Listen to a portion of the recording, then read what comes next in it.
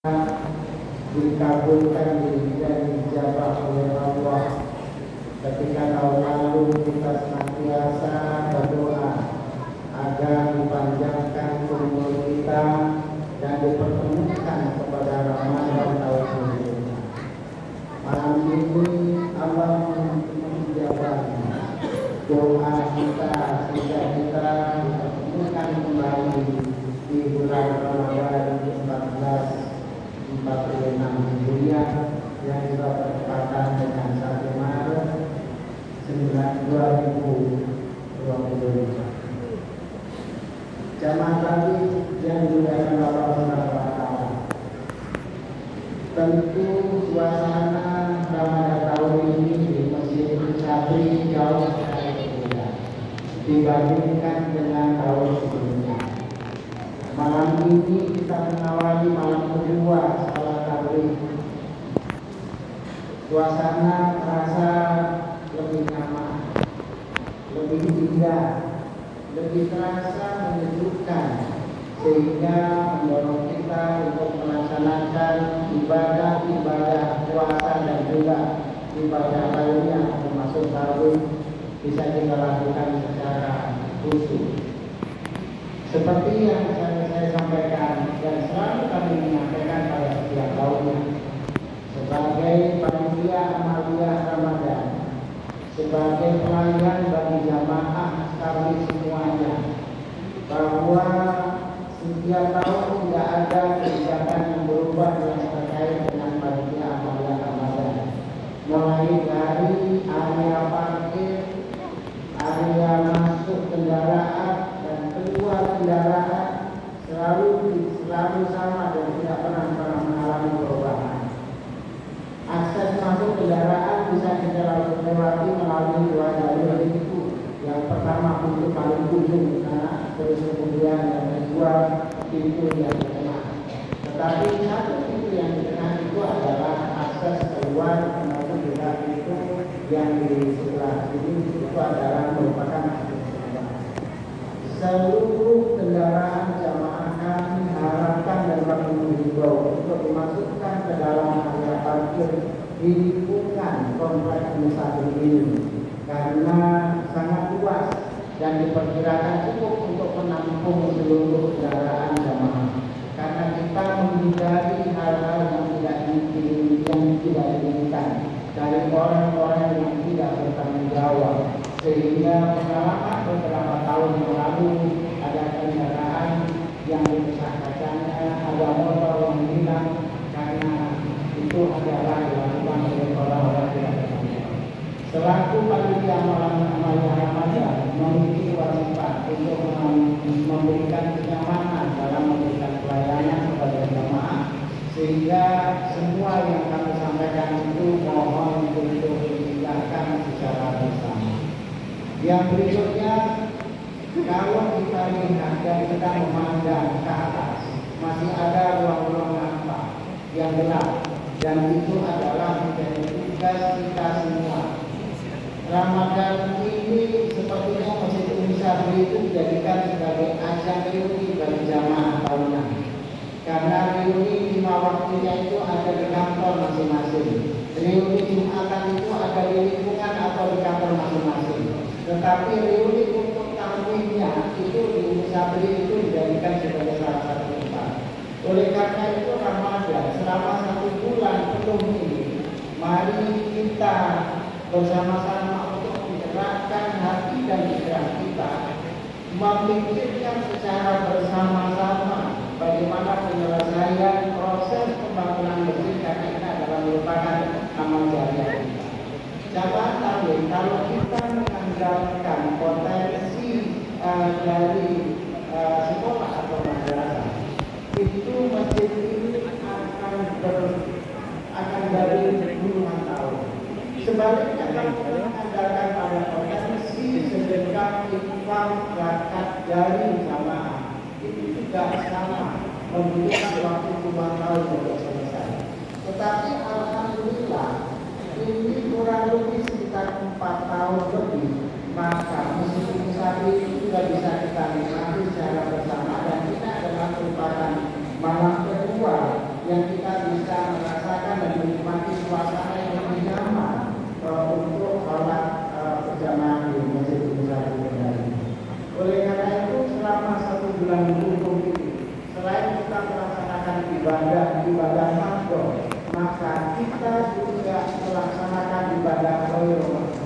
Dan salah satu ibadah Ramadan itu adalah bersedekah, infak, zakat mal, zakat fitrah, dan lain sebagainya. Dan semua ini akan kita manfaatkan untuk proses pembangunan Masjid Kendari ini. Dan saya lihat kalau di lantai 2 ini masih membutuhkan 600 dos granit yang sama mungkin dengan granit yang di lantai 1. Masih juga membutuhkan besi 6, besi 10, dan juga bata ringan dan sebagainya. Jamaah bisa mengirimkan secara langsung materialnya, atau juga bisa memberikan sedekah dan infak kepada panitia. Jadi bisa dalam bentuk material langsung atau juga dalam bentuk rupiah. Nah, karena apa? Karena saya sering mengatakan bahwa Masjid satu ini yang setiap 5 waktu digunakan oleh ratusan santri dan ribuan siswa. Karena setiap hari ada 2.000 lebih siswa yang melaksanakan sholat. Yang pertama sholat duha, yang kedua sholat zuhur, yang ketiga sholat asar. Tapi ratusan santri yang melaksanakan sholat 5 waktu karena memang berada di asrama. Oleh karena itu, ketika kita memberikan sedekah, infak dan sebagainya, ini adalah merupakan amal jariah kita dan keluarga kita semua. Dan di bulan Ramadan ini kami mengimbau juga menyampaikan kepada jamaah, karena anak-anak kita sambil ini adalah kita yang masih asrama dan mereka mengikuti sekitar 20 Ramadan. Oleh karena itu kiranya berkenan untuk memberikan sedekah buka puasa pada sore hari dan nanti bisa ketemu kepada panitia Alhamdulillah Ramadan. Yang berikut yang perlu kami sampaikan bahwa di pesantren ini ada 14 satuan pendidikan. Yang pertama mulai dari PAUD, yang kedua madrasah ibtidaiyah, yang ketiga madrasah sanawiyah, yang keempat juga itulah madrasah aliyah.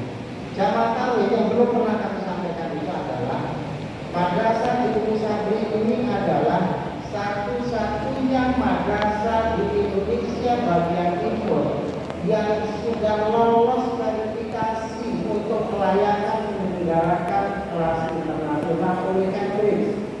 Sehingga kurikulum yang digunakan itu adalah kurikulum Cambridge, asesmen atau ujian itu juga menggunakan ujian Cambridge dan juga berlangsung atau bersamaan dengan ujian di 160 lebih negara di dunia ini.